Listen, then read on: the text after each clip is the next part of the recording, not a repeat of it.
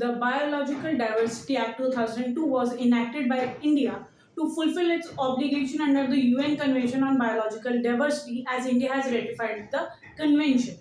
The act was enacted on 5th of February 2003. It has total 65 sections which are divided into 12 chapters.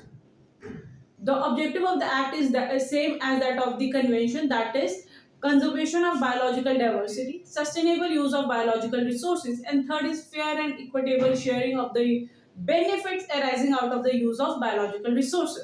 The Act has established three authorities. The first is National Biodiversity Authority, second is State Biodiversity Board, and third is Biodiversity Management Committee.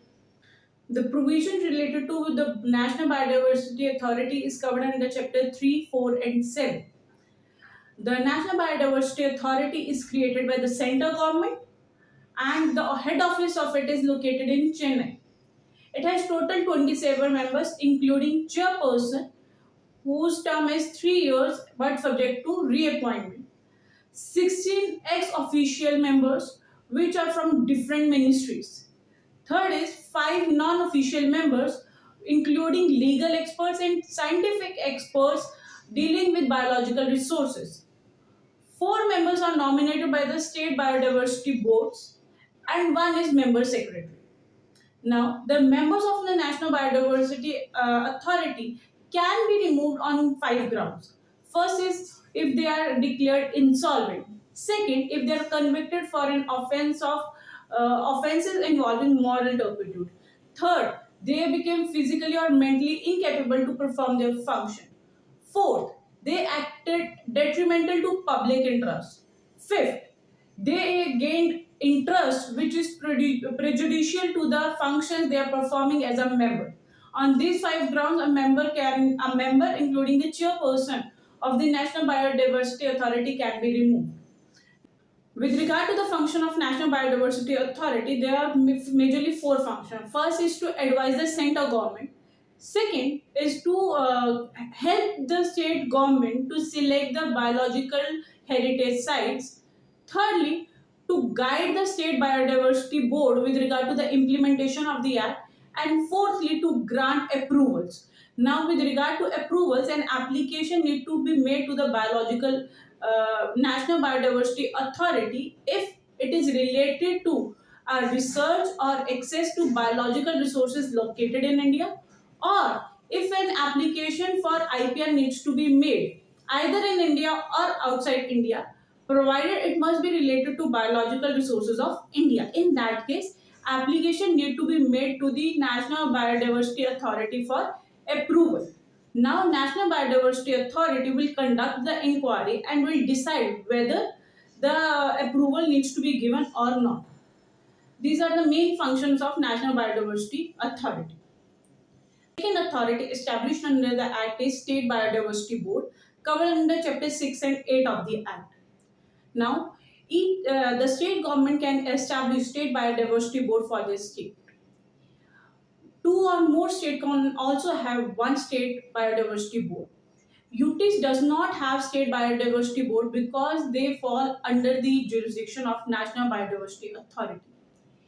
Each State Biodiversity Board shall have 13 members including 1 chairperson, 7 ex-officio members representing different departments, and 5 non-official members including legal expert and scientific experts having great knowledge on biological resources or biological diversity.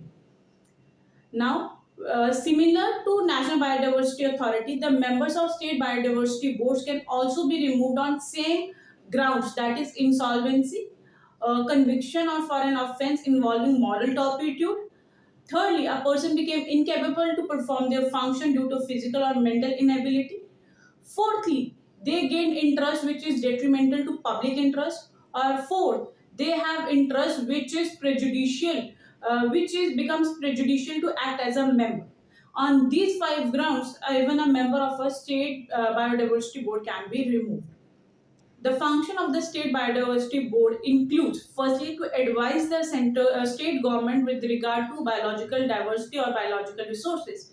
Secondly, to grant approvals for access to the biological resources located within their state for commercial utilization.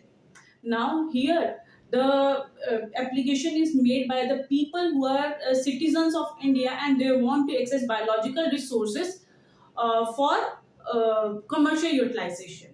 And similar to National Biodiversity Authority, the State Biodiversity Board will also conduct the inquiry and will decide whether to grant or to reject the same. The third important function is to decide the fair and equitable sharing of the benefits arising out of the use of biological resources for while granting access or approval under Section 7 as discussed earlier. Now, the fair and equitable sharing can be decided keeping in view the rules made by the National Biodiversity Authority.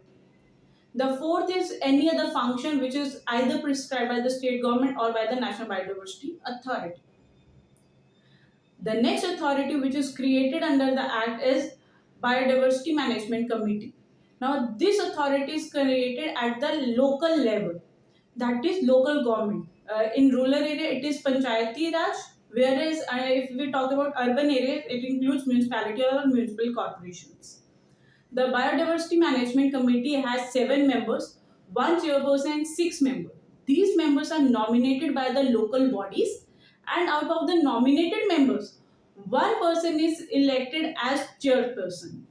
A dispute between National Biodiversity Authority and state biodiversity boards, or a dispute between 2 state biodiversity boards, then the matter will go to the central government for decision.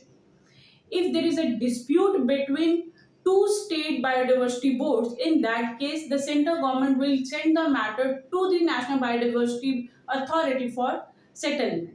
The provision related to the settlement of dispute is given under Section 50 of the Act. And if there is a question with regard to the decision of National Biodiversity Authority or State Biodiversity Board with regard to the fair and equitable sharing of the benefits arising out of the biological resources, then the matter will lie to the High Court, and the limitation period is 30 days from the date of communication of the decision.